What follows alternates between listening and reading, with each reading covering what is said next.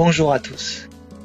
Je suis très heureux de vous retrouver pour vous présenter une nouvelle vidéo du chapitre 4, un chapitre qui est consacré au système immunitaire. La 17e question qui sera abordée dans cette vidéo est la suivante. Comment les lymphocytes B sont-ils activés? Dans la précédente vidéo, je vous ai présenté les réponses immunitaires humorales qui se déroulent en 4 étapes. La première étape est la reconnaissance d'un antigène donné par le BCR spécifique d'un lymphocyte B naïf.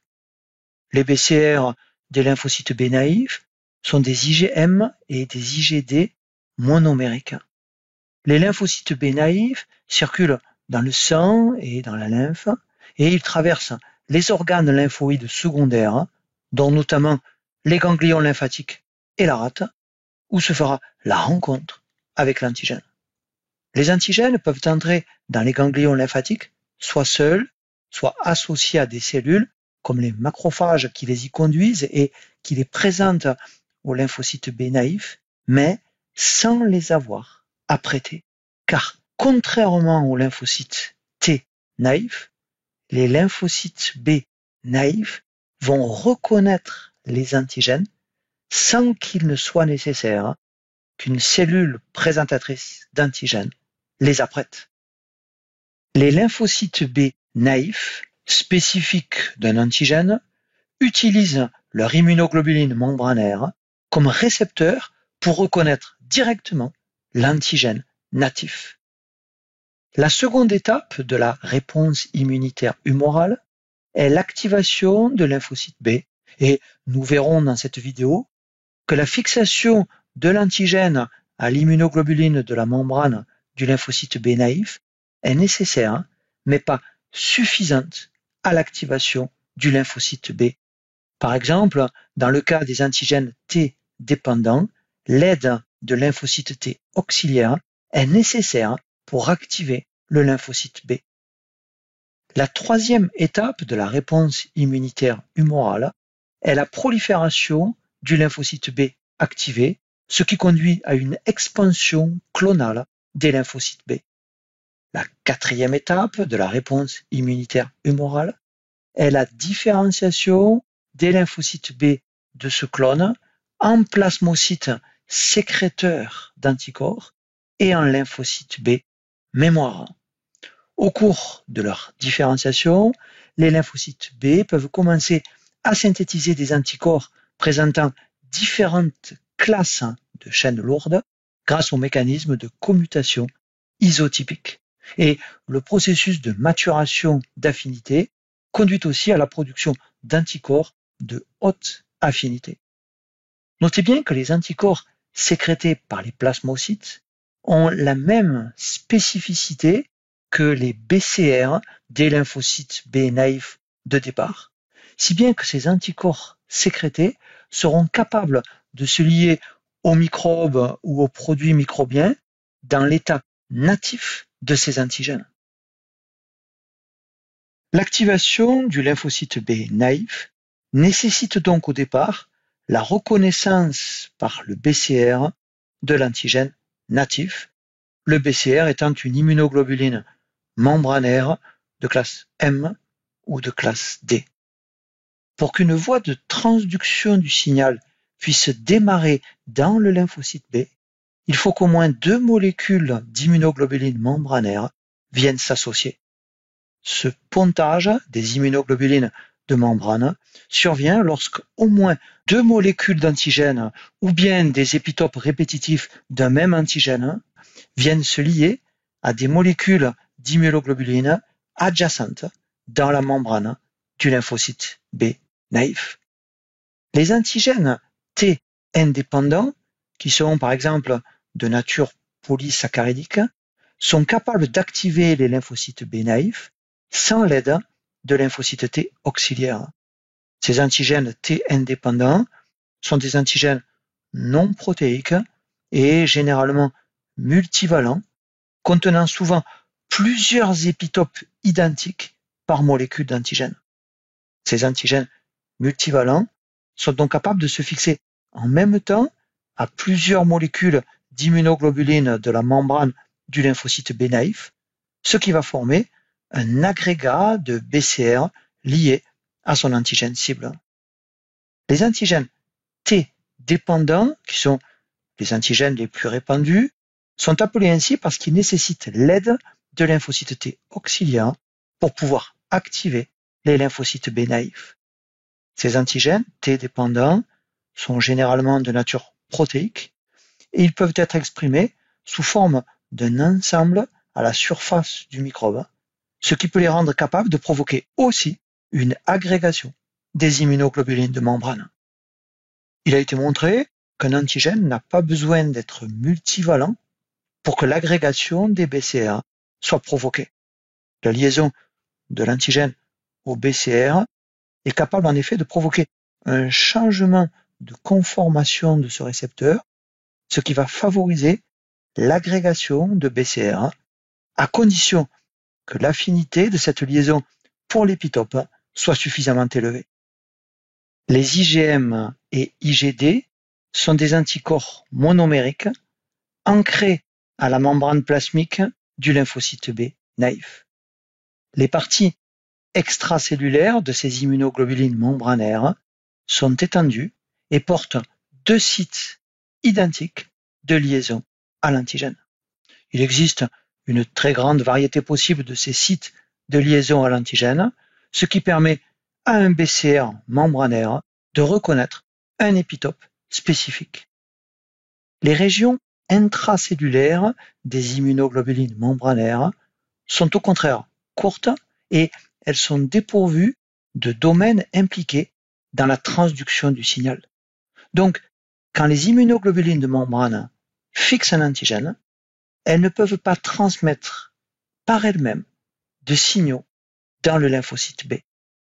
Les immunoglobulines de membrane sont liées de façon non covalente à deux protéines membranaires appelées Ig-alpha et Ig-bêta. L'ensemble formé par les deux protéines Ig-alpha et Ig-bêta et par l'immunoglobuline de membrane constitue le complexe BCR. Les domaines intracellulaires des protéines Ig-alpha et Ig-bêta contiennent des motifs ITAM, qui signifie motif d'immunorécepteurs à base de tyrosine. Suite à leur oligomérisation, les complexes BCR vont se déplacer vers les radolipidiques, qui sont des microdomaines membranaires spécialisés, riches en sphingomyéline et en cholestérol. Les radolipidiques servent notamment de plateforme pour la concentration et l'assemblage de récepteurs et de protéines de signalisation, facilitant ainsi le démarrage de cascades de transduction. Les radolipidiques des lymphocytes B abondent notamment en tyrosine kinase de la famille SRC, que sont les enzymes membranaires LIN, FIN et BLK. Le déplacement des complexes BCR dans ces radolipidiques va donc favoriser les contacts entre ces tyrosines kinases membranaires de la famille SRC et les protéines Ig-alpha et Ig-bêta du complexe BCR. Ces tyrosines kinases membranaires de la famille SRC vont alors phosphoryler les tyrosines des motifs ITAM des protéines Ig-alpha et Ig-bêta. Puis, les tyrosines phosphorylées de ces motifs ITAM vont recruter une tyrosine kinase cytoplasmique appelée l'enzyme SYK et qui équivaut à la tyrosine kinase ZAP70 dans les lymphocytes T. L'enzyme SYK agit ensuite en phosphorylant sur tyrosine des protéines adaptatrices. Ces protéines adaptatrices phosphorylées recrutent à leur tour diverses molécules, surtout des enzymes, qui mettent en route des cascades de signalisation aboutissant à l'activation dans le lymphocyte B de facteurs de transcription spécifiques. Ces événements de signalisation rappellent ceux qui sont déclenchés lors de la reconnaissance de l'antigène par le TCR des lymphocytes T naïfs.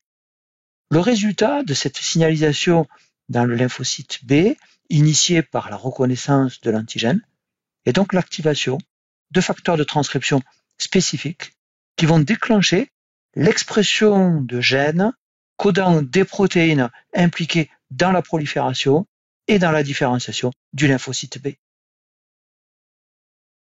Mais, comme nous l'avons vu dans le cas de l'activation d'un lymphocyte T naïf par un antigène, la reconnaissance d'un antigène par un lymphocyte B naïf ne suffit pas à provoquer l'activation de ce lymphocyte B, et des signaux supplémentaires que nous allons voir s'avèrent donc nécessaires à l'activation du lymphocyte B naïf. La plupart de ces signaux supplémentaires sont produits au cours des réactions immunitaires innées antimicrobiennes. Un premier exemple de signal immunitaire inné intervenant dans l'activation des lymphocytes B naïfs est fourni par le système du complément. Rappelons que le système du complément est un ensemble de protéines plasmatiques qui sont activées par les microbes et par les anticorps fixés à ces microbes, et qui va conduire notamment à la reconnaissance et à l'élimination de pathogènes. Lorsque le système du complément est activé, ce qui fait partie d'une réponse immunitaire innée, le microbe va se trouver recouvert par des fragments protéolytiques de la protéine du complément la plus abondante, qu'est la protéine C3. L'un des produits d'hydrolyse de cette protéine C3 du complément est le fragment dénommé C3D et qui va donc recouvrir le microbe. Le lymphocyte B possède sur sa membrane un récepteur du fragment C3D qui recouvre l'antigène microbien. Ce récepteur membranaire du lymphocyte B est nommé CR2 pour récepteur du complément de type 2, mais on l'appelle aussi CD21. Le lymphocyte B naïf reconnaît donc en même temps par son BCR l'antigène natif et par le corécepteur CR2 le fragment C3D qui est présent à la surface du microbe. L'engagement conjoint du BCR et de CR2 amène ces deux protéines membranaires à proximité l'une de l'autre. Le récepteur CR2 fait partie d'un complexe qui inclut les protéines membranaires CD19 et CD81. L'engagement du BCR conduit à l'activation d'enzymes de la famille SRC telles que l'IN, et ces enzymes vont non seulement phosphoryler Ig-alpha et Ig-bêta sur les motifs ITAM, mais ces enzymes de la famille SRC vont aussi phosphoryler des résidus tyrosine présents dans la queue cytoplasmique de la protéine membranaire CD19, permettant ensuite, à partir de cette protéine CD19 phosphorylée, de mettre en route des signaux d'activation dans le lymphocyte B. L'interaction C3D-CR2 permet d'accroître l'effet activateur exercé par l'antigène sur le lymphocyte B. Et ainsi, une molécule issue de l'immunité innée, qui est la molécule C3D, va contribuer à amplifier l'activation du lymphocyte B par l'antigène. L'activation du complément représente donc, dans l'immunité adaptative humorale, une voie qui permet à l'immunité innée de faciliter l'activation des lymphocytes B. Un second exemple de signal immunitaire inné intervenant dans l'activation des lymphocytes B est fourni par des motifs moléculaires associés aux pathogènes. Ces motifs, qu'on appelle les PAMP, sont des motifs moléculaires propres aux micro-organismes, mais absents de nos propres cellules. Les PAMP sont partagés par les microbes de même type, pour lesquels ils constituent des motifs moléculaires représentatifs. les lipopolysaccharides bactériens, qu'on appelle aussi endotoxines, sont un exemple de PAMP. Les PAMP sont reconnus par des récepteurs du système immunitaire inné, tels que les récepteurs de type TOL ou TLR1, ce qui permet aux PAMP d'activer notre immunité innée. Et les lymphocytes B, comme les suites dendritiques ou les macrophages, expriment de nombreux récepteurs de type TOL.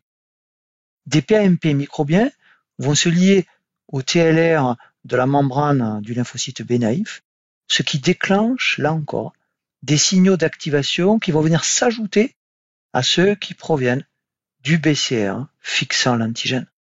Cette combinaison de signaux permettant d'activer le lymphocyte B naïf.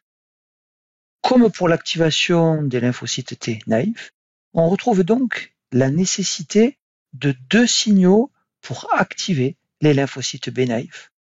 L'antigène lui-même constitue le premier signal, tandis que les réactions de l'immunité innée à ces microbes, par exemple l'activation du complément ou les microbes eux-mêmes par leur PAMP, fournissent un second signal pour activer les lymphocytes B.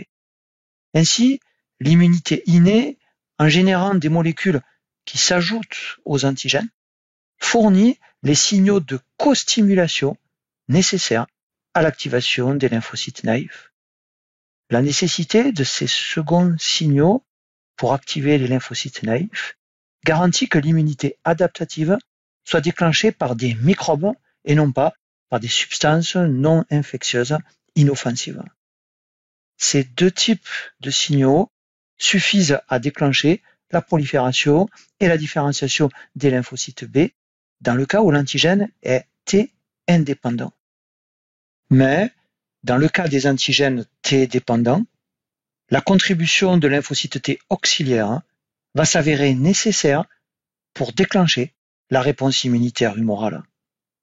La préactivation du lymphocyte B par un antigène T dépendant va permettre en fait de préparer ce lymphocyte B à interagir ensuite avec un lymphocyte T auxiliaire. Et l'interaction qui suivra entre un lymphocyte B préactivé et un lymphocyte T auxiliaire sera décrite dans la prochaine vidéo, une vidéo consacrée à la présentation des étapes successives de la réponse immunitaire humorale dite T dépendante. La question 17 posée au départ de cette vidéo était: comment les lymphocytes B sont-ils activés? Pour résumer et pour clôturer cette vidéo, voici la réponse à la question 17. Un premier signal d'activation du lymphocyte B naïf est la reconnaissance spécifique de l'antigène natif par le BCR.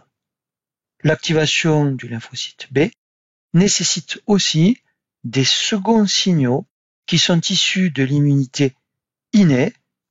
C'est par exemple le fragment C3D du complément ou les PAMP des microbes. Dans le cas des antigènes T dépendants, la contribution de lymphocytes T auxiliaires est nécessaire pour obtenir une réponse immunitaire humorale. Dans le lymphocyte B activé, la voie de signalisation fait d'abord intervenir des tyrosines kinases de la famille SRC qui phosphorylent des motifs ITAM des deux protéines membranaires IG-alpha et IG-bêta qui sont associées au BCR. Puis, cette voie de signalisation met en jeu la tyrosine kinase SYK et des protéines adaptatrices, ce qui conduit à stimuler la prolifération puis la différenciation du lymphocyte B. Il me reste à vous remercier pour votre attention et pour votre fidélité à ma chaîne. Et je vous retrouve très bientôt pour la 18e vidéo de cette série. Une vidéo dans laquelle je vous présenterai les réponses immunitaires humorales dites T dépendantes, c'est-à-dire celles qui nécessitent la participation de lymphocytes T auxiliaires.